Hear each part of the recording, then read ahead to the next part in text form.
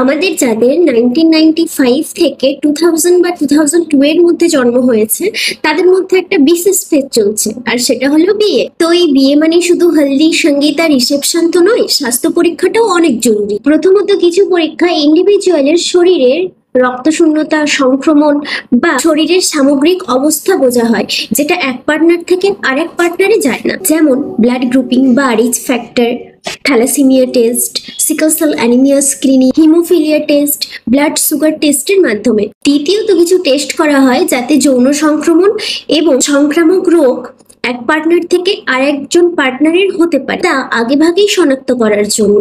যেমন HIV test, hepatitis B, hepatitis C, STD or STI screening.